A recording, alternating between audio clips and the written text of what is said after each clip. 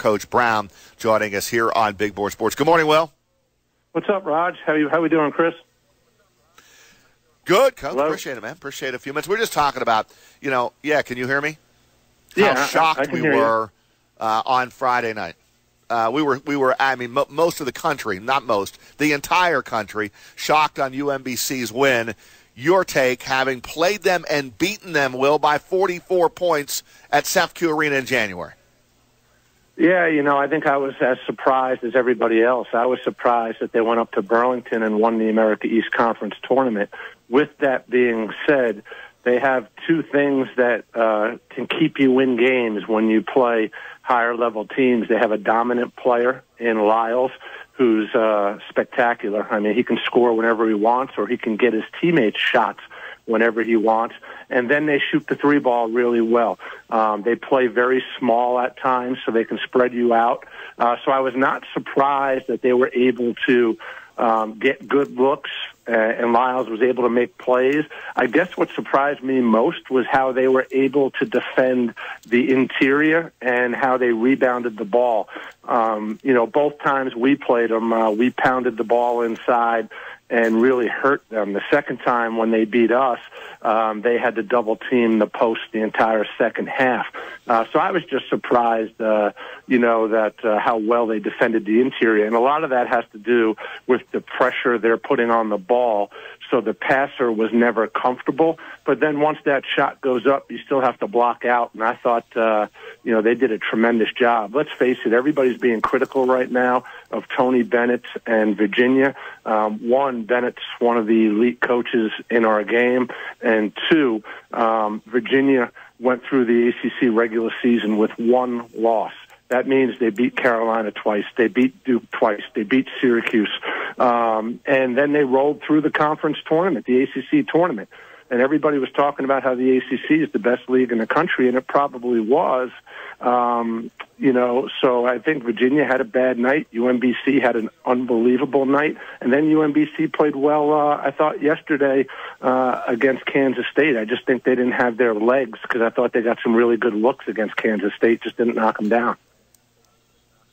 Will, does it also show the country that even at a different level, coming out of the team out of the America East, and you've had some really good teams that have gone and played really well in the NCAA tournaments, a lot of times you do, your teams have, but here was an example like even in the America East level, teams have good players like Lyles and others on that team that on a given night, they can step up and have big games and knock you off. Listen, Raj, I mean, you've been around the game. Chris, you know the game. There's really good players at every level, Division I, Division II, Division III. There's guys playing Division III that should be playing Division I and Division I that should be playing Division III. I mean, it's just, UMBC's got some really good players. And that game against Virginia was conflicting styles. And if you listen to Tony Bennett, they don't really have to play too many teams at their level that play that 4-out or a stretch 4-man that can really shoot it and spread you out like UMBC did. And you win with perimeter players for the most part. And I think, in our league alone, and I mentioned this to somebody yesterday or the day before, Vermont rolled through the regular season. UMBC wins the conference tournament and, beats Virginia, makes history. Hartford goes to the CIT, wins 19 games. We win 22 games and have opportunities to go to the postseason. So that's 4 teams right there that are all pretty darn good. So, I think, one, it raised the profile of UMBC. I think it raised the profile of the America East Conference, where now there's more recruits and basketball people intrigued by the conference. But there's good players all over the place. And I think that's something that people don't realize. And just look at this tournament alone. What UMBC did, Nevada, Loyola, Marshall with their first-round win. So, they're doing it with seniors. I think that's the other thing, too. These kids are playing together for several years. And a team like UMBC, I listened to KJ Moore, their point guard, who's probably listed at 5'8", he's probably 5'6". He said that it gives guys hopefully it gives kids his size in the future some hope. One more from me, Will. He plays with a chip on his shoulder every time he steps on the floor. There's no doubt. And you brought up Tony Bennett and said he's being criticized. Obviously, lost to somebody said to me they should fire Tony Bennett. Come on, ridiculous. Anyway, the point I'm trying to make, Will, I don't know if you heard his post game. He couldn't have handled the post game after that devastating loss, and a 1 losing to a 16, in my opinion, any better on the national stage. In the post-game press conference and right after the game with the network that carried it, whatever, I think it must have been CBS, whoever had it, I thought he was unbelievably good in his post-game. What do you think? Well, first off, the people that want him fired, I'll counter that with he should get a raise and an extension. Not that he needs years or money. I think he's pretty comfortable. But that's how good of a job he did this year as a whole. I think you've got to look at the whole body of work and then what he's done the last couple of years. Back to the press conference, tremendous. It was unbelievable. One of the best things that I've heard, class, grace. I mean, he was very complimentary, made no excuses. And I think a lot of coaches, players, anybody can really learn a lot just from listening, to his press conference. And, right after the game, when they grab you and they bring you out into the hallway to interview you, I think that's the last thing a coach wants to do at that point in time after a devastating loss is do an interview. And, he really kept his composure, and it was all class. I mean, I was very impressed by how he handled it, and, it's a tough thing to do. I mean, it really is. I did see one or two other coaches press conferences or interviews after tough losses the past few days, and I saw them snap a little bit at questions that were asked to them, which is understandable as well. But I think everybody can learn an awful lot from Tony Bennett and how he handled that situation. Yeah, Mick Cronin wasn't too happy after Cincinnati lost yesterday. I have no problem with the coach not being happy. He didn't handle it certainly as well as Tony Bennett did. Coach, how about this Syracuse team? And I know you were commenting on Twitter about it, and we went back and forth a little bit yesterday on Twitter about Syracuse now into the Sweet 16 as an 11 seed, and obviously that zone creates all kinds of problems. Why haven't the first three teams been able to figure this thing out, that you can't just jack up threes? Arizona State, TCU, and then Michigan State shoots 38 of them yesterday. Yeah, I think short prep has a lot to do with it. You might think you have some pretty good zone offense, some set plays that you can attack it, but you don't realize how long they are. Again, the top of the zone this year with Battle and Howard is 6'5" and 6'6". The back line of the zone is 6'8", 6'9", 7'3", I think Chuck Wu is. And really, it's not really a 2-3 zone. If you watch it carefully, it's almost like a half-court 2-2-1. They bring those wings up really high, and they sit their big man at the front of the rim. And what they're doing is they're daring you to get the ball to the high post and make plays from the high post. Not a lot of guys are used, especially bigs, at catching the ball at the high post area, turning and shooting. And then once you do if you get the ball behind the zone, they're trapping you. So everybody tries to attack the middle, and I think what happens is too much dribbling against it. And, so I think you can't get in a rhythm against it. The best way to attack it is to not allow it to set up. So I think you have to get some transition baskets against the 2-3. But I hear people say, Chris, and I've heard it a bunch the last week to 10 days, how do you reward Syracuse for mediocrity? They're a mediocre team in the ACC. Well, middle of the pack in the ACC is probably one of the best teams in the country.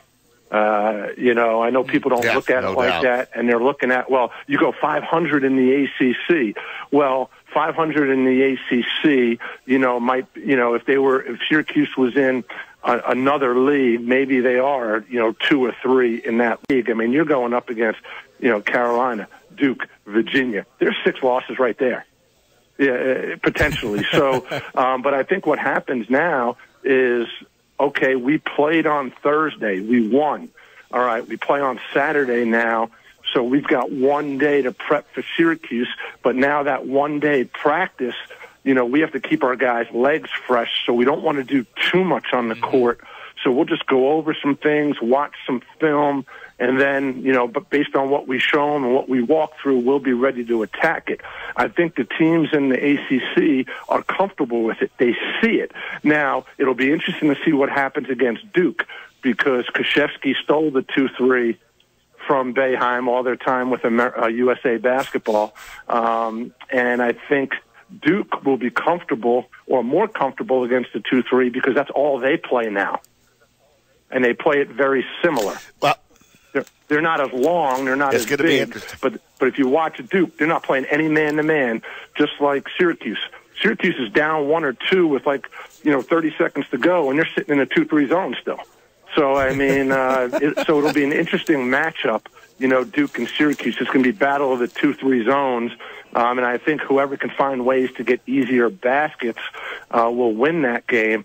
Again, I mean, I get what people are saying about, hey, or not happy with Syracuse, but A, they're good for the tournament because, again, they're a matchup nightmare. And B, in my opinion, they have 2 bona fide pros in Battle, who's outstanding, and Brissett's a stud as a freshman. And then I think Howard is a really good player. And he's got a 7'4" rim protector that just sits there, and his arms are like windshield wipers. I mean, he's so darn long.